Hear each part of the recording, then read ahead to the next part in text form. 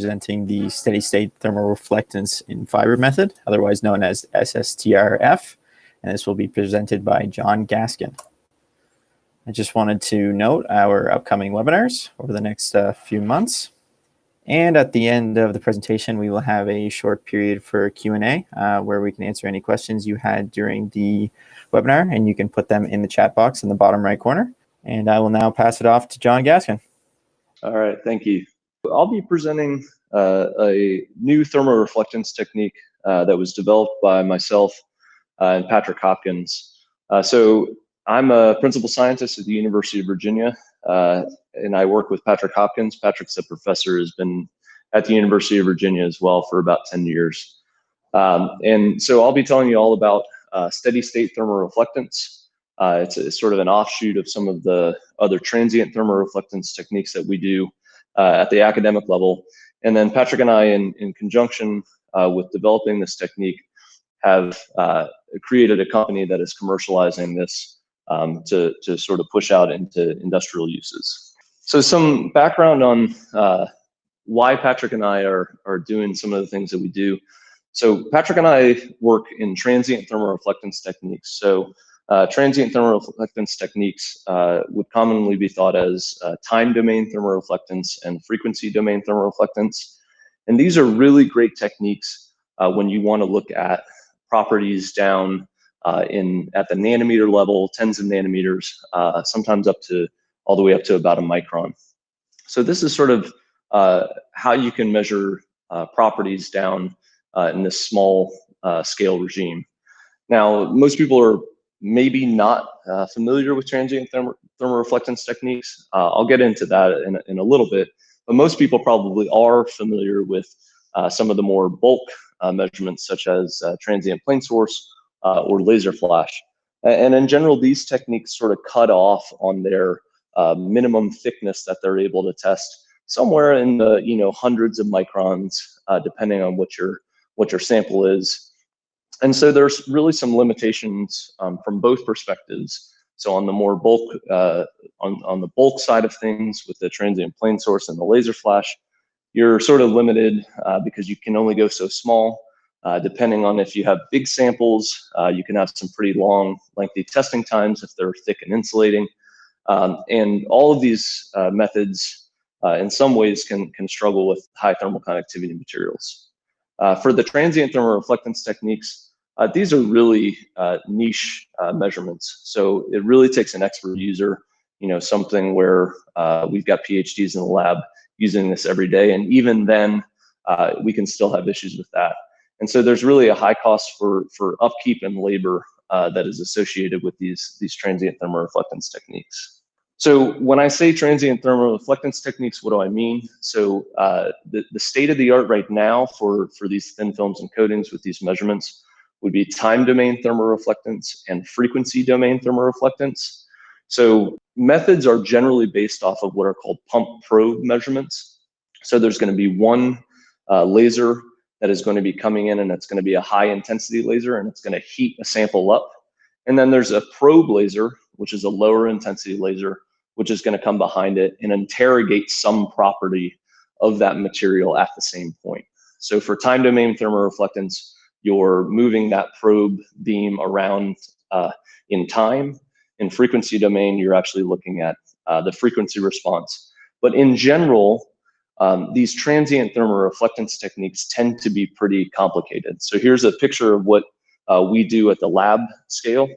So you can see there's lots of optics, mirrors, dichroics, components, electronics.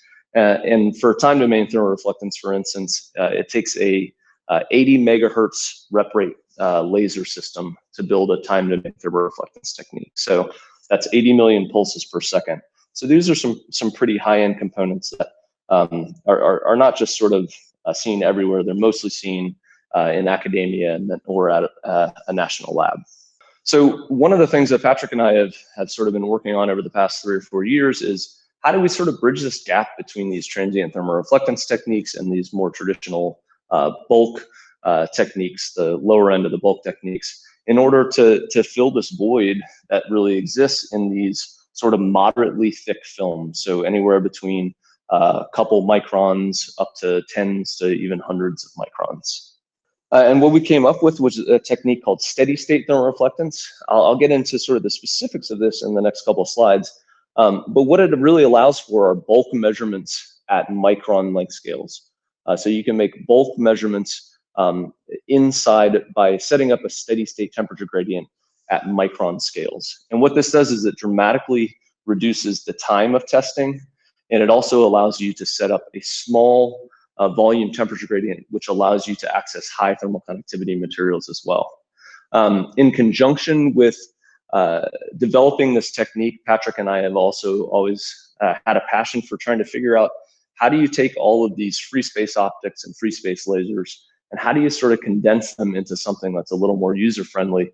And so what we've done is we've actually taken everything free space from those large optical tables and put everything into fiber optics. So that's allowed us a tremendous degree of automation, and as well as sort of taken the experience level that you need from being able to understand optics and taking it and condensing it down into more of a user tool. So I'll just go over the thermoreflectance techniques again. I mentioned them briefly, but again, time domain thermoreflectance, which is commonly known as TDTR, is where you have a pump pulse and you're periodically heating the surface of a sample, and then you're taking a probe pulse and looking at the changes in reflectivity, and those changes in reflectivity are related to temperature. So if you move it around in time, temporally, in relation to that pump pulse, you can actually look at an excitation event, which is this big spike on the graph, and then you actually see a temporal decay of temperature. And so by relating these to thermal models, you can say something about the thermal properties of the materials underneath. Frequency domain thermoreflectance, FDTR, goes the other way. Instead of looking in the time domain, you actually vary the modulation of the heating event and look at the phase lag, so the thermal phase lag between the heating event, the pump event, and the probe event. And so you're looking at the frequency response of that thermoreflectance signal. SSTR borrows concepts from many of the other steady state techniques that are much more bulk. So what we do in SSTR is we actually use a low modulation frequency and allow the spot underneath the laser to set up a steady state heating event. So there's a temperature gradient that exists. And then what we want to do is we want to incrementally increase the power. And so if we increase the power of the pump incrementally, we can then monitor the incremental increases in temperature via the probe at the sample surface. So here's a sort of a more detailed way to look at it. So the green here would be the input power. So this is a low modulation frequency heating event. So every time a pump pulse hits, it comes into a steady state temperature distribution. And then what we can do is by incrementally increasing the amount of power that we're putting into this green laser, we can look at changes in reflectivity of the probe laser. So if you think of the input power as a heat flux, and you think of the change in reflectivity as a temperature, so they're both related to those two things, then you can think of Fourier's law. So it's simply going back almost to heat transfer 101. If you increase the heat flux and you know the temperature, then you can back out the thermal conductivity. And here's an example of that where we've measured thermal conductivity of alumina and a material called PCBM, which has a thermal conductivity of 0.05 watts per meter Kelvin. So that's sort of an interesting segue into what range of thermal conductivity can we measure with SSTR. So on the low end, we've measured in that paper down to 0.05 watts per meter Kelvin. And in the presentation of the RSI for steady state thermoreflectance, we actually measured everywhere from some glasses at 1 watt per meter Kelvin all the way up to diamond at 2,500 watts per meter Kelvin. So there's a really nice, robust range of thermal conductivities that can be measured with this technique. So it sort of begs the question of what does SSTR look like at the lab scale?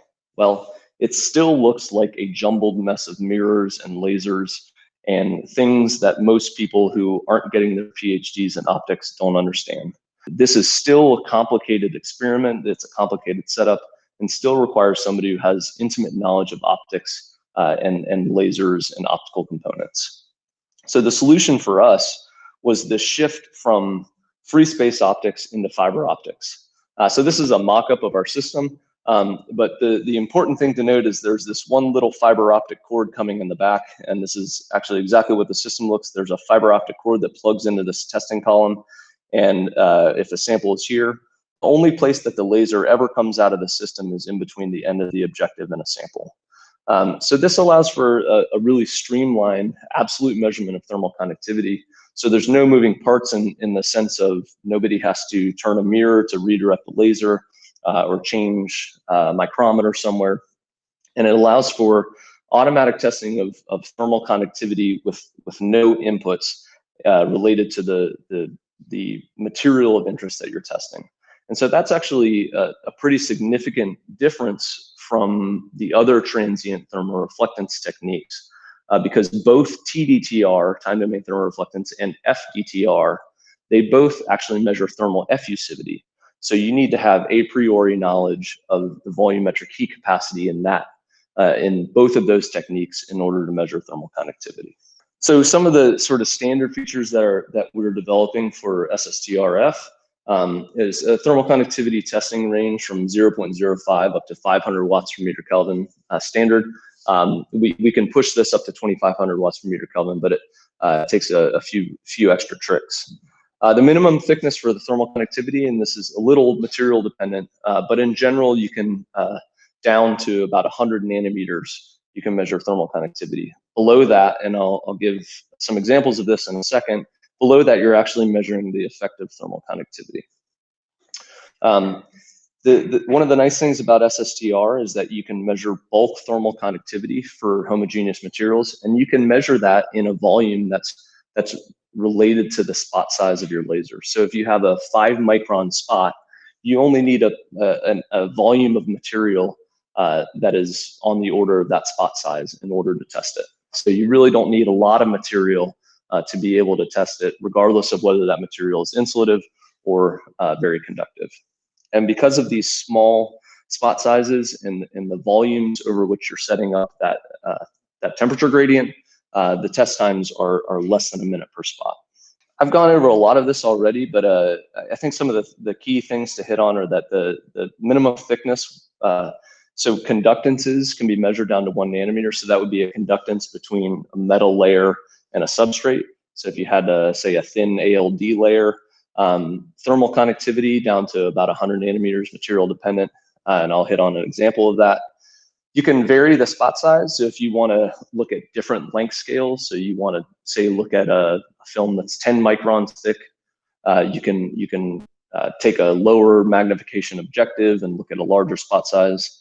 And all of these things have been incorporated with automation, both from the testing perspective, as well as looking at automation for stages to look at sort of spatially varying thermal properties as well. And we've also incorporated temperature testing that has been shown from about 80K up to 600K, and can do some larger area testing with special stages from -30 to 120C for larger area stuff. So I touched on most of this as well. This is sort of an example of the high resolution thermal mapping. I'll go over this again towards the end of the presentation. But again, we can do some larger scale thermal mapping. So if there are any larger sort of wafer size applications, that can all be automated and can look at conductances of really thin films. So there are really four measurement sort of parts to this technique.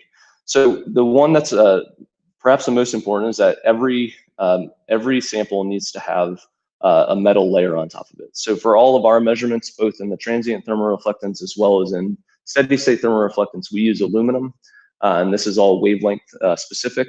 And what that does is that actually takes the optical energy coming from the laser and turns it into thermal energy. So you're actually creating a really thin heater on top of your sample, and this is sort of the basis of all of these measurement techniques. Once you do that, you simply place a sample in the test tool, and then specify which different routines you want. and you can specify user defined tests. And then there's automated calculations of thermal conductivity with error that can then be reported. So there are three different testing regimes that we've sort of hit on a little bit already, but I'll go through them really quickly and then show you some examples of these. If you have a film or a substrate that is much larger than the spot size, then you're really looking at a bulk measurement. You can sort of see the outline of the thermal gradient here. As long as this substrate or this thick film is larger than that penetration depth, so where that temperature gradient is set up, this is just a direct measurement of thermal conductivity on this film. Sort of the next regime is if the film is less than the spot size. So not much less, but it's still got moderate thickness. And so for us, moderate thickness is on the order of a couple hundred nanometers up to a couple microns. Then in this case, what you can actually do is measure the effective resistance across this film here. And with knowledge of the thickness of this film, you can actually multiply the thermal boundary conductance, so how well heat is transferring from the aluminum to the substrate, by the thickness of that film. And that's a measurement of the intrinsic thermal conductivity of that film. In the very thin case, where the film is much, much smaller than the spot size, so we're talking anywhere from 1 to 100 nanometers, you can actually measure the effective resistance. So that's the resistance between this aluminum and this thin film, the intrinsic resistance of the thin film plus the resistance from the thin film to the substrate. So this all gets lumped together in this case, and you can actually measure the total conductance or the total resistance going from this film to the substrate. So some examples of these is a bulk measurement of silicon. So for very thermally conductive films, you actually need to measure both the thermal conductivity as well as the thermal boundary conductance. And that is specifically because once you go to conductive films, the thermal boundary conductance, so that resistance in between the aluminum layer and whatever you're measuring, actually becomes a relevant resistor in your thermal stack. So for low thermal conductivity materials where the material is really resistive, you can just directly measure it with one spot size and you can get the thermal conductivity. But for this, basically what you do is you use two different spot sizes, and those two different spot sizes change your relative sensitivity to the thermal conductivity and the thermal boundary conductance. And the intersection of those two values gets you both the thermal conductivity and the thermal boundary conductance. So here's an example of when I was talking about if you have relatively thick films. So here, thin films is actually relatively thick films. So this is an example of aluminum nitride thin films that ranged in thickness from about 6 microns up to 22 microns. And what we did was we made the spot size in that case smaller than the film thickness. And as long as the spot size is smaller than the film thickness, then you can get a direct measurement of the thermal conductivity of that thin film. So with spot sizes that we can vary anywhere from 1 micron up to tens of microns, it allows you for variations in that probing depth and allows you to access a wide range of thermal conductivity of thin films. So for this intrinsic thermal conductivity, this one we sort of went through on the other page, but again, this 80 nanometers of aluminum that's deposited on top, this converts the optical energy into thermal energy. So it's creating a heating source here. You're then measuring the conductance across this, or the resistance across this layer. And then with knowledge of the thickness of this layer, you can multiply through that conductance and get the intrinsic thermal conductivity. On the very thin side of things, so thin dielectrics, this is an example where we reproduced data that we published in 2018 in conjunction with Intel on thin ALD deposited high K dielectric films, where we went back and took these films and measured the films that were initially measured with TDTR, time domain thermal reflectance, and repeated the same measurements with SSTR and showed that we can have sensitivity to the resistance across material interfaces on the order from 1 to 10 nanometers. I already showed you a picture of this, but going into a little more detail, so we can vary our spot sizes anywhere from single-digit microns up to tens of microns, which allows you to look at the spatially varying properties a surface. So if you have a two-dimensional surface, you can look at the spatially varying properties of that. Right now, this is more of a qualitative measure. So looking at, is one area more conductive than another? But we are actively working on getting from that qualitative measurement to more of a quantitative measurement, saying this is what the thermal conductivity is. This can be a pretty high throughput method depending on your, quote unquote, pixel density. So the pixel density here would be the step size. So depending on what your step size you choose, you can actually choose large step sizes and have a really high throughput for a large area, or you can shrink these step sizes down. You see here, we've actually got a step size of about 215 nanometers because we wanted to look at the really spatially varying thermal conductivity and changes in thermal conductance between this two-phase material here. So this is a really interesting application that we're working on right now. So to sort of sum up, I just presented a new measurement technique, steady state thermoreflectance, or SSTRF, for thin films and coatings. And it's an absolute measurement of thermal conductivity ranging from nanometers all the way up to the micron level for thin films and coatings. It's automatic testing with no inputs for the material of interest, so you don't need heat capacity like TDTR or FDTR. And we've taken it from the free space version and put it into fiber optics to create a simplified, more user-friendly approach to the thermoreflectance testing for thin films and coatings. So with that, I will wrap up, and I'm happy to take any questions if there are any. Thanks so much, John, for presenting today. Again, if anybody had any questions, you can always email us at info@thermtest. I'd like to thank you all for joining us, and hope you have a good rest of your day. Thank you.